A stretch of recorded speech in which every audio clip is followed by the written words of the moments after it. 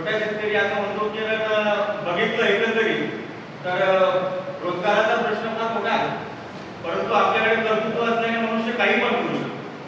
आपली घरी शेती सांभाळत असताना मिलीमध्ये सुप्त गुण होता आणि तो सुप्त गुण होता गायनाचा, आणि त्याच्यामधला ते गायनाचा गुण त्याला स्वस्थ होऊ देत होता, शांत होऊ देत होता.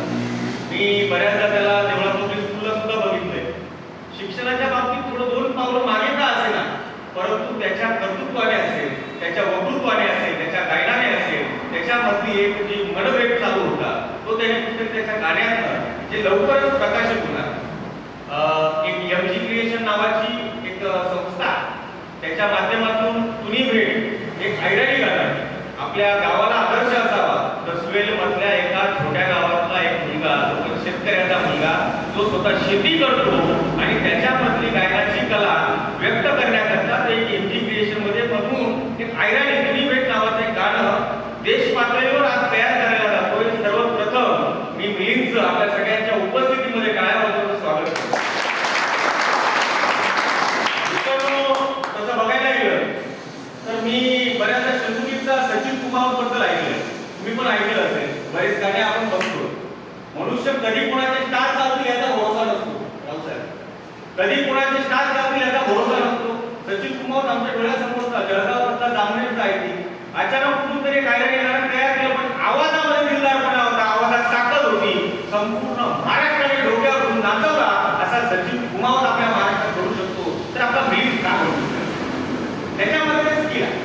नक्कीच त्याचं लवकरच ते गाणं तयार होतंय तुम्ही भेट. मी त्याच्यातला फक्त आलाप ऐकला, मनामध्ये फक्त आतुरता पाहिजे, मनामध्ये फक्त तो छंद असावा, तो ध्यास असावा, मनुष्य पराकोटीच्या क्षणापर्यंत जाऊ शकतो असे नक्की मला मिलिंदच्या बाबतीत कळलं. मित्रांनो, गायनाच्या बाबतीत बोलायचं झालं तर गाणकुंबळ्या लताताई दिदी यांच्यापासून तर आतापर्यंतचा बी परागपर्यंत आपण बरेच सुपरस्टार, बरेच भरपूर लोक गायनाच्या बाबतीत मोठे होताना पाहिजे. काही लोक लपले आहेत, परंतु प्रयत्नाने 100% यश भेटत असतं. मी मृत्युंजयामधल्या शेवटच्या काही ओळी नक्की वाचल्या. पाण्याचा एक थेंब असतो, तो जर टाकल्या तव्यावर पडला बापू तर त्याचं अस्तित्व संपतं. तो जर कमळाच्या पानावर पडला तर तो मोत्यासारखा चमकतो, पण तो जर शिंपल्यातच पडला तर तो मोती होतो. पाण्याचा थेंब तोच असतो. फरक फक्त सहवासाचा असतो. तू जिद्द ठेव, संघर्ष कर, हरू नको. नक्कीच एक दिवस हा महाराष्ट्र सुद्धा तुझ्या आवाजाने नक्की नाक खुला झाल्याशिवाय राहणार नाही. मित्रांनो, संघर्ष करण्याची ताकद फक्त मंडळात असावी लागते. कोणतीही गोष्ट अशक्य नाही. सुरुवातीला हसतात हो. सावित्रीबाई सुद्धा स्त्री शिक्षणाच्या वेळेस ज्यावेळेस आपल्या समाजाच्या समोर आल्या, लोकांनी शेणगोळ्याने मारलं होतं असा आपला समाज आहे. कुणी कुणी तुला वेड्यात काढेल की हे काय येण्यासारखं लावतोय, आता सुद्धा आपल्या बसलेल्या काही लोकांमध्ये म्हणत असते हे काय बावळसारखं लावतोय. परंतु हा समाज अशाच वेड्या लोकांना एक दिवस डोक्यावर घेऊन नाचवतो, हा इतिहास आपल्या डोळ्यासमोर. मित्रांनो, संघर्ष करणं हे गरुडाकडनं शिकावं. गरुड शिपीसारखं असतात. गरुड आपल्या एका दिवसाच्या बालकाला पंजामध्ये घेतो, आकाशात उंच वरळी मारतो. त्याला काय प्रेम नसेल का त्याच्या पिलावर, पण तरी पण उंचावर ठेवून त्या गरुडाच्या पिलाला तो सोडून देतो. त्या आईला काय वाचायला नसेल का, पण तू एवढ्या वरून केल्यावर तो खाली पडेल, मरेल का काय याची चिंता त्या पिलाला नसते. पंखांमध्ये टाकायला जावी लागते, आणि तो पडतात त्याचा हातांचा खरा होईल. परंतु तो डंबकर नाही, शेवटी त्याचे पंख पाऊ फुटू लागतात आणि तो गरुडासाठी गरुडजेब घ्यायला निघतो. अशी भरपूर उदाहरणं. मिलिंद पण त्याच्यातच एक गरुडजेब घ्यायला निघालाय. त्याला साथ हवी फक्त आपल्या पूर्ण ग्रामस्थांची, आपल्या सर्वांच्या. प्रत्येकाची तिथे इंस्टाचे ग्रुप आहे, प्रत्येकाची इथे व्हॉट्सअपचे ग्रुप आहे, प्रत्येकाची इथे फेसबुकचे अकाउंट. सगळ्यांना विनंती करेन, आपला एक मनुष्य जेव्हा मोठा होतोय त्यावेळेस नक्कीच तुम्ही त्याला साथ द्या, ही सगळ्यांकडून अपेक्षा व्यक्त करतो.